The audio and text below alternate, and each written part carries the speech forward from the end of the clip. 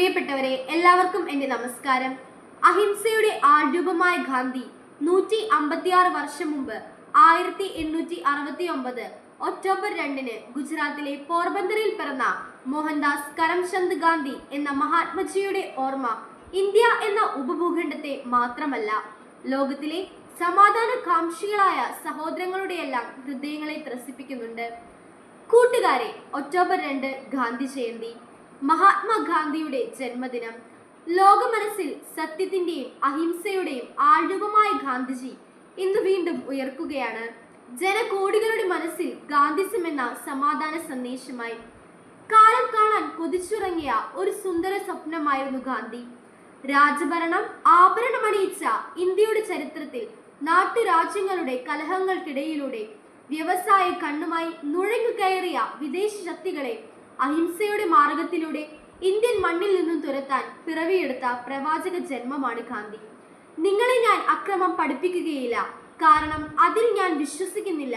എന്നാൽ ജീവൻ പോയാലും ആരുടെ മുമ്പിലും തല കുനിക്കാതിരിക്കുന്നത് എങ്ങനെയെന്ന് നിങ്ങളെ പഠിപ്പിക്കാൻ എനിക്ക് സാധിക്കും എന്ന് പ്രഖ്യാപിച്ചുകൊണ്ടാണ് ഉദാത്തമായ മാനുഷിക മൂല്യങ്ങളുടെ ചലിക്കുന്ന മന്ദിരമായി ഗാന്ധി ഇന്ത്യൻ നാഷണൽ കോൺഗ്രസിന്റെ മുൻനിര നായകനായി സ്വാതന്ത്ര്യ സമരത്തിന്റെ മുന്നണി പോരാളിയായത്.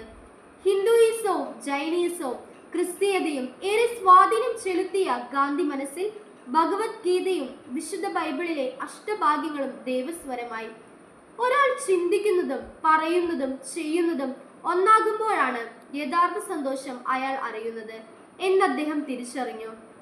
മറ്റുള്ളവർക്ക് സേവനം ചെയ്ത് സ്വയം നഷ്ടപ്പെടുമ്പോഴാണ് നിങ്ങൾ നിങ്ങളെ തിരിച്ചറിയുന്നത് എന്ന ഗാന്ധി സൂക്തം അദ്ദേഹത്തിന്റെ ഹൃദയത്തിൽ നിന്ന് ഊർന്നു വീണതാണ്. ഭാരതത്തിന്റെ ഭാവവും രാഗവും താളവും തന്റെ ഉപവാസത്തിലും പ്രാർത്ഥനയിലും സത്യാഗ്രഹത്തിലും വെളിപ്പെടുത്തിയ ഗാന്ധിജിക്ക് ധാരാളം ശിഷ്യഗണങ്ങളുണ്ടായി.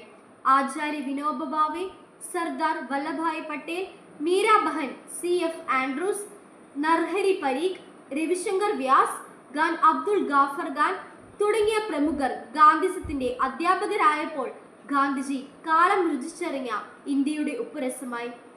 ഗാന്ധി ജയന്തി നമുക്ക് സേവന ദിനമാണ്. മുൻപ് ഇത് സേവന വാരമായിരുന്നു. ക്ലാസ്സിലെയും മുറ്റത്തെയും കടലാസ് നീക്കിയും പുല്ല് പറിച്ചും കല്ല് പിറക്കിയും മാത്രം നമ്മൾ ഈ ദിനം ആചരിക്കരുത്. ഭാരതീയന്റെ സാമൂഹിക വളർച്ചയുടെ വഴിയിൽ തടസ്സമായി കിടക്കുന്ന എല്ലാ ഛിദ്രവാസനകളുടെയും മാലിന്യങ്ങൾ തൂത്തെറിയാൻ നമുക്ക് കഴിയണം. ഇന്ത്യ സ്വാതന്ത്ര്യ വഴിയിലൂടെ നടക്കട്ടെ. അതിനായി നമ്മുടെ ക്ലാസും സ്കൂളും പരിസരവും ലഹരി വിമുക്തമാക്കാം. നമ്മുടെ ദുശീലങ്ങളെയും ദുഷിച്ച മൂല്യങ്ങളുടെയും ജീർണിപ്പുകൾ തുടച്ചു നീക്കുവാൻ ഈ ഗാന്ധി ജയന്തി ദിനം നമുക്ക് തുടക്കമാക്കാം. ഭാരത് മാതാ കി ജയ്.